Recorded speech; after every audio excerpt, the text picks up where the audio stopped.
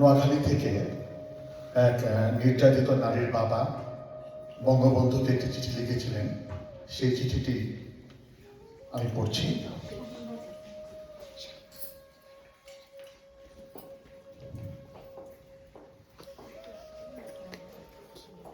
প্রাণপ্রিয় বঙ্গবন্ধু, আপনার প্রতি আমার আন্তরিক ভালোবাসা। আমার সংসারে আমার বলিতে একমাত্র মেয়ে, সে কলেজে ছাত্রী ছিল। তাহাকে দিয়া আমার আশা ভরসা ছিল স্বাধীনতার প্রাক্কালে বর্বর পাক সৈনিকেরা এবং এই দেশে দালাল রাজাকার আমার সকল আশা আকাঙ্ক্ষা শেষ করিয়া দেয়।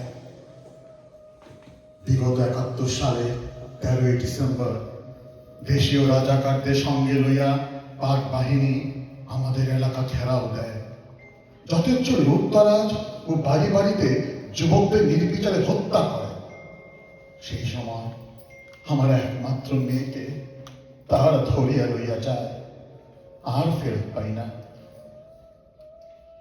১৬ তারিখে স্বাধীনতার পর ১৭ তারিখে সে বাসায় ফিরিয়ে আসে, কিন্তু কিন্তু মহান ইচ্ছক সমস্ত বিসর্জন দিয়া এখন সে বীরাঙ্গনা।